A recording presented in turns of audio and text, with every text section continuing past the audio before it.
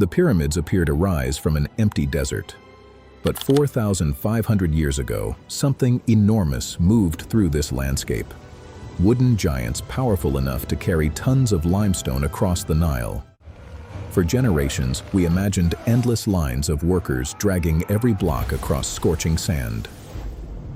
But that familiar image hides the most important part of the journey. The Great Pyramid contained roughly 2.3 million stone blocks. Moving that volume from scattered quarries required more than strength. It required a transportation system operating continuously for years. That system depended on Egypt's forgotten river fleet. Broad cargo vessels built to carry stone along the Nile and into waterways that once reached toward the pyramid fields. They were not animals, but to anyone watching from the riverbank, these vessels must have looked like creatures, wide-backed wooden beasts crawling through the water beneath impossible loads. Each vessel had to survive tremendous pressure.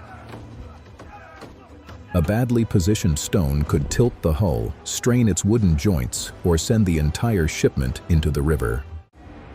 As the stones were loaded, the hull sank deeper. Every block had to be placed so the weight remained balanced from bow to stern and from one side to the other. Some of the finest limestone came from Tura, east of the Nile. Its smooth white stone was selected for the outer casing that once made the Great Pyramid shine. We know these journeys happened because an Egyptian official named Merer recorded them. His 4,500-year-old logbook describes crews moving limestone from Tura toward Khufu's pyramid complex. At the quarry, the blocks were dragged toward the landing area, aligned beside the vessels and transferred aboard through carefully organized teamwork. Once fully loaded, the river giant came alive. Sailors released its mooring ropes, pushed away from the quay, and guided several tons of stone into the current. The Nile performed the work that no road could. Instead of forcing every block across long stretches of land, the river carried the vessel and its cargo toward Giza. But the journey remained dangerous. Wind, currents, sandbanks, and changing water depth could turn a routine shipment into a disaster. Near Giza, the fleet entered Nile branches and engineered channels that no longer exist.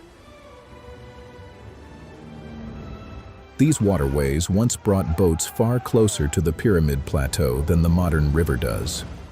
At the edge of the construction zone stood harbors, quays, and storage areas. Giza was not simply a monument in the desert, it was a river-connected industrial center.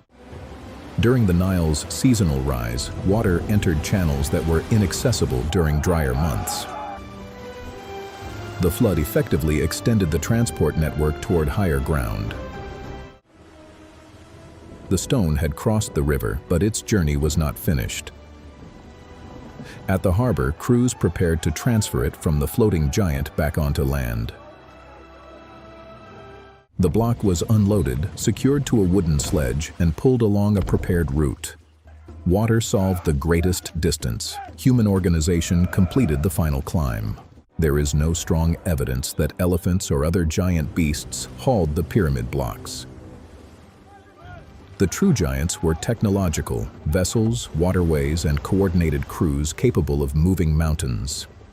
Every vessel depended on specialists: shipbuilders, sailors, rope makers, quarry workers, scribes, and harbor crews. The barge was powerful because an entire society operated through it.